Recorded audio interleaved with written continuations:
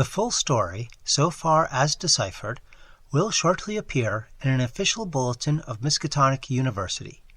Here I shall sketch only the salient highlights in a formless, rambling way. Myth or otherwise, the sculptures told of the coming of those star-headed things to the nascent, lifeless Earth out of cosmic space. Their coming and the coming of many other alien entities such as at certain times embark upon spatial pioneering. They seemed able to traverse the interstellar ether on their vast membranous wings, thus oddly confirming some curious hill folklore long ago told me by an antiquarian colleague. They had lived under the sea a good deal, building fantastic cities and fighting terrific battles with nameless adversaries by means of intricate devices employing unknown principles of energy. Evidently, their scientific and mechanical knowledge far surpassed man's today, though they made use of its more widespread and elaborate forms only when obliged to. Some of the sculptures suggested that they had passed through a stage of mechanized life on other planets, but had receded upon finding its effects emotionally unsatisfying. Their preternatural toughness of organization and simplicity of natural wants made them peculiarly able to live on a high plane without the more specialized fruits of artificial manufacture, and even without garments except for occasional protection against the elements. It was under the sea, at first for food and later for other purposes, that they first created earth life, using available substances according to long-known methods. The more elaborate experiments came after the annihilation of various cosmic enemies. They had done the same thing on other planets, having manufactured not only necessary foods, but certain multicellular protoplasmic masses capable of molding their tissues into all sorts of temporary organs under hypnotic influence, and thereby forming ideal slaves to perform the heavy work of the community. These viscous masses were without doubt what Abdul al-Hazred whispered about as the Shoggoths in his frightful Necronomicon, though even that mad Arab had not hinted that any existed on Earth except in the dreams of those who had chewed a certain alkaloid herb. When the star-headed Old Ones on this planet had synthesized their simple food forms and bred a good supply of Shoggoths, they allowed other cell groups to develop into other forms of animal and vegetable life for sundry purposes, extirpating any whose presence became troublesome. With the aid of the Shoggoths, whose expansion could be made to lift prodigious weights, the small, low cities under the sea grew to vast and imposing labyrinths of stone, not unlike those which later rose on land. Indeed, the highly adaptable Old Ones had lived much on land in other parts of the universe, and probably retained many traditions of land construction. As we studied the architecture of all these sculptured Paleogean cities, including that whose aeon-dead corridors we were even then traversing, we were impressed by a curious coincidence which we would not have tried to explain even to ourselves. The tops of the buildings, which in the actual city around us had of course been weathered into shapeless ruins ages ago, were clearly displayed in the bas-reliefs, and showed vast clusters of needle-like spires, delicate finials on certain cone and pyramid apexes, and tiers of thin, horizontal scalloped discs capping cylindrical shafts. This was exactly what we had seen in that monstrous and portentous mirage cast by a dead city whence such skyline features had been absent for thousands or tens of thousands of years, which loomed on our ignorant eyes across the unfathomed mountains of madness as we first approached poor Lake's ill-fated camp. Of the life of the Old Ones, both under the sea and after part of them migrated to land, volumes could be written. Those in shallow water had continued the fullest use of the eyes at the ends of their 5 main head tentacles, and had practiced the arts of sculpture and of writing in quite the usual way, the writing accomplished with a stylus on waterproof waxen surfaces. Those lower down in the ocean depths, though they used a curious phosphorescent organism to furnish light, pieced out their vision with obscure special senses operating through the prismatic cilia on their heads, senses which rendered all the Old Ones partly independent of light in emergencies. Their form of sculpture and writing had changed curiously during the descent, embodying certain apparently chemical coating processes, probably to secure phosphorescence, which the bas-reliefs could not make clear to us. The beings moved in the sea partly by swimming, using the lateral crinoid arms, and partly by wriggling with the lower tier of tentacles containing the pseudofeet. Occasionally, they accomplished long swoops with the auxiliary use of 2 or more sets of their fan-like folding wings. On land, they locally used the pseudofeet, but now and then flew to great heights or over long distances with their wings. The many slender tentacles into which the crinoid arms branched were infinitely delicate, flexible, strong, and accurate in muscular nervous coordination, ensuring the utmost skill and dexterity in all artistic and other manual operations. The toughness of the things was almost incredible. Even the terrific pressures of the deepest sea bottoms appeared powerless to harm them. Very few seemed to die at all except by violence, and their burial places were very limited. The fact that they covered their vertically inhumed dead with 5-pointed inscribed mounds set up thoughts in Danforth and me which made a fresh pause and recuperation necessary after the sculptures revealed it. The beings multiplied by means of spores, like vegetable pteridophytes as Lake had suspected, but owing to their prodigious toughness and longevity and consequent lack of replacement needs, they did not encourage the large-scale development of new prothalli except when they had new regions to colonize. The young matured swiftly and received an education evidently beyond any standard we can imagine.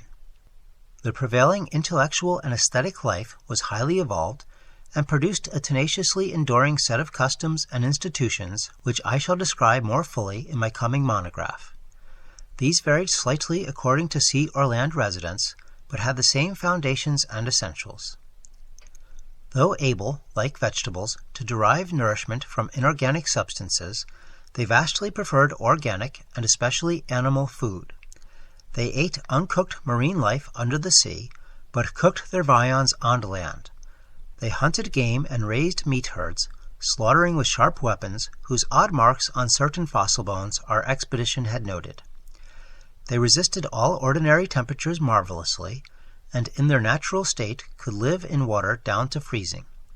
When the great chill of the Pleistocene drew on, however, nearly 1 million years ago, the land dwellers had to resort to special measures, including artificial heating, until at last the deadly cold appears to have driven them back into the sea. For their prehistoric flights through cosmic space, legend said, they had absorbed certain chemicals and became almost independent of eating, breathing, or heat conditions. But by the time of the Great Cold, they had lost track of the method. In any case, they could not have prolonged the artificial state indefinitely without harm. Being non-pairing and semi-vegetable in structure, the old ones had no biological basis for the family phase of mammal life, but seemed to organize large households on the principles of comfortable space utility and, as we have deduced from the pictured occupations and diversions of co-dwellers, congenial mental association. In furnishing their homes, they kept everything in the center of the huge rooms, leaving all the wall spaces free for decorative treatment. Lighting, in the case of the land inhabitants, was accomplished by a device probably electrochemical in nature. Both on land and underwater, they used curious tables, chairs, and couches like cylindrical frames, for they rested and slept upright, with folded-down tentacles, and racks for the hinged sets of dotted surfaces forming their books. Government was evidently complex and probably socialistic, though no certainties in this regard could be deduced from the sculptures we saw. There was extensive commerce, both local and between different cities. Certain small, flat counters, 5-pointed and inscribed, serving as money. Probably the smaller of the various greenish soapstones found by our expedition were pieces of such currency. Though the culture was mainly urban, some agriculture and much stock-raising existed. Mining and a limited amount of manufacturing were also practiced. Travel was very frequent, but permanent migration seemed relatively rare except for the vast colonizing movements by which the race expanded. For personal locomotion, no external aid was used, since inland, air, and water movement alike the Old Ones seemed to possess excessively vast capacities for speed. Loads, however, were drawn by beasts of burden, shoggoths under the sea, and a curious variety of primitive vertebrates in the later years of land existence. These vertebrates, as well as an infinity of other life forms, animal and vegetable, marine, terrestrial, and aerial, were the products of unguided evolution acting on life cells made by the Old Ones but escaping beyond their radius of attention. They had been suffered to develop unchecked because they had not come into conflict with the dominant beings. Bothersome forms, of course, were mechanically exterminated. It interested us to see in some of the very last and most decadent sculptures a shambling primitive mammal used sometimes for food and sometimes as an amusing buffoon by the land dwellers, whose vaguely simian and human foreshadowings were unmistakable. In the building of land cities, the huge stone blocks of the high towers were generally lifted by vast winged pterodactyls of a species heretofore unknown to paleontology. The persistence with which the Old Ones survived various geologic changes and convulsions of the Earth's crust was little short of miraculous. Though few or none of their first cities seem to have remained beyond the Archean age, there was no interruption in their civilization or in the transmission of their records. Their original place of advent to the planet was the Antarctic Ocean, and it is likely that they came not long after the matter forming the moon was wrenched from the neighboring South Pacific. According to one of the sculptured maps, the whole globe was then under water, with stone cities scattered farther and farther from the Antarctic as aeons passed. Another map shows a vast bulk of dry land around the South Pole, where it is evident that some of the beings made experimental settlements, though their main centers were transferred to the nearest sea bottom. Later maps, which display this landmass as cracking and drifting, and sending certain detached parts northward, uphold in a striking way the theories of continental drift lately advanced by Taylor, Wegener, and Joly. With the upheaval of new land in the South Pacific, tremendous events began. Some of the marine cities were hopelessly shattered, yet that was not the worst misfortune. Another race, a land race of beings shaped like octopi and probably corresponding to the fabulous pre-human spawn of Cthulhu, soon began filtering down from cosmic infinity and precipitated a monstrous war which for a time drove the Old Ones wholly back to the sea. A colossal blow in view of the increasing land settlements. Later, peace was made, and the new lands were given to the Cthulhu spawn, whilst the Old Ones held the sea and the older lands. New land cities were founded, the greatest of them in the Antarctic, for this region of first arrival was sacred. From then on, as before, the Antarctic remained the center of the Old Ones' civilization, and all the discoverable cities built there by the Cthulhu spawn were blotted out. Then suddenly the lands of the Pacific sank again, taking with them the frightful stone city of R'lyeh and all the cosmic octopi, so that the Old Ones were again supreme on the planet, except for one shadowy fear about which they did not like to speak. At a rather later age, their cities dotted all the land and water areas of the globe, hence the recommendation in my coming monograph that some archaeologist make systematic borings with Peabody's type of apparatus in certain widely separated regions. The steady trend down the ages was from water to land, a movement encouraged by the rise of new land masses, though the ocean was never wholly deserted. Another cause of the landward movement was the new difficulty in breeding and managing the shoggoths, upon which successful sea life depended.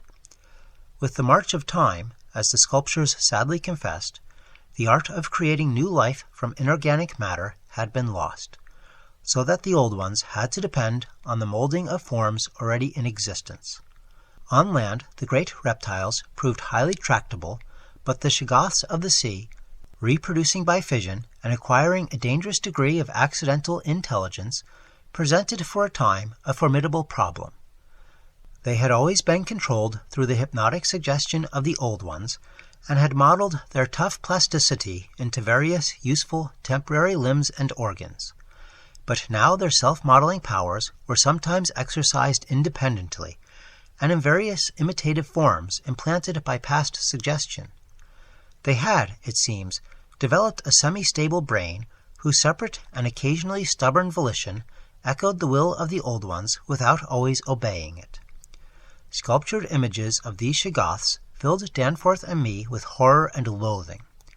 They were normally shapeless entities composed of a viscous jelly which looked like an agglutination of bubbles, and each averaged about 15 feet in diameter when a sphere. They had, however, a constantly shifting shape and volume, throwing out temporary developments or forming apparent organs of sight, hearing, and speech in imitation of their masters, either spontaneously or according to suggestion. They seem to have become peculiarly intractable toward the middle of the Permian Age, perhaps 150 million years ago, when a veritable war of resubjugation was waged upon them by the marine Old Ones.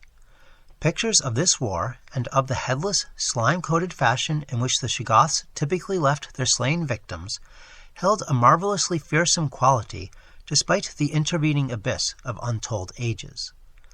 The Old Ones had used curious weapons of molecular disturbance against the rebel entities, and in the end had achieved a complete victory. Thereafter, the sculptures showed a period in which Shoggoths were tamed and broken by armed Old Ones, as the wild horses of the American West were tamed by cowboys. Though during the rebellion the Shoggoths had shown an ability to live out of water, this transition was not encouraged, since their usefulness on land would hardly have been commensurate with the trouble of their management. During the Jurassic Age, the Old Ones met fresh adversity in the form of a new invasion from outer space, this time by half-fungus, half-crustacean creatures from a planet identifiable as the remote and recently discovered Pluto, creatures undoubtedly the same as those figuring in certain whispered hill legends of the north, and remembered in the Himalayas as the Mi-Go, or abominable snowmen. To fight these beings, the Old Ones attempted, for the first time since their Terran advent, to sally forth again into the planetary ether, but despite all traditional preparations, found it no longer possible to leave the Earth's atmosphere.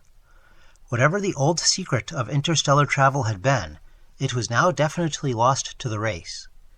In the end, the Mi-Go drove the Old Ones out of all the northern lands, though they were powerless to disturb those in the sea. Little by little, the slow retreat of the elder race to their original Antarctic habitat was beginning. It was curious to note from the pictured battles that both the Cthulhu spawn and the Mi-Go seemed to have been composed of matter more widely different from that which we know than was the substance of the Old Ones. They were able to undergo transformations and reintegrations impossible for their adversaries, and seem therefore to have originally come from even remoter gulfs of cosmic space. The Old Ones, but for their abnormal toughness and peculiar vital properties, were strictly material, and must have had their absolute origin within the known space-time continuum, whereas the first sources of the other beings can only be guessed at with bated breath. All this, of course, assuming that the non-terrestrial linkages and the anomalies ascribed to the invading foes are not pure mythology. Conceivably, the Old Ones might have invented a cosmic framework to account for their occasional defeats, since historical interest and pride obviously formed their chief psychological element. It is significant that their annals failed to mention many advanced and potent races of beings whose mighty cultures and towering cities figure persistently in certain obscure legends. The changing state of the world through long geologic ages appeared with startling vividness in many of the sculptured maps and scenes. In certain cases, existing science will require revision, while in other cases its bold deductions are magnificently confirmed. As I have said, the hypothesis of Taylor, Wegener, and Joly that all the continents are fragments of an original Antarctic landmass which cracked from centrifugal force and drifted apart over a technically viscous lower surface, an hypothesis suggested by such things as the complementary outlines of Africa and South America, and the way the great mountain chains are rolled and shoved up, receives striking support from this uncanny source. Maps evidently showing the Carboniferous world of 100 million or more years ago displayed significant rifts and chasms destined later to separate Africa from the once continuous realms of Europe, then the Volusia of hellish primal legend, Asia and the Americas, and the Antarctic continent. Other charts, and most significantly one in connection with the founding 50 million years ago of the vast dead city around us, showed all the present continents well differentiated. And in the latest discoverable specimen, dating perhaps from the Pliocene age, the approximate world of today appeared quite clearly despite the linkage of Alaska with Siberia, of North America with Europe through Greenland, and of South America with the Antarctic continent through Graham Land. In the Carboniferous map, the whole globe, ocean floor and rifted land mass alike, bore symbols of the Old One's vast stone cities, but in the later charts the gradual recession toward the Antarctic became very plain. The final Pliocene specimen showed no land cities except on the Antarctic continent and the tip of South America, nor any ocean cities north of the 50th parallel of south latitude. Knowledge and interest in the northern world, save for a study of coastlines probably made during long exploration flights on those fan-like membranous wings, had evidently declined to zero among the old ones. Destruction of cities through the upthrust of mountains, the centrifugal rending of continents, the seismic convulsions of land or sea bottom, and other natural causes was a matter of common record, and it was curious to observe how fewer and fewer replacements were made as the ages wore on. The vast dead megalopolis that yawned around us seemed to be the last general center of the race, built early in the Cretaceous age after a titanic earth-buckling had obliterated a still vaster predecessor not far distant. It appeared that this general region was the most sacred spot of all, where reputedly the first old ones had settled on a primal sea bottom.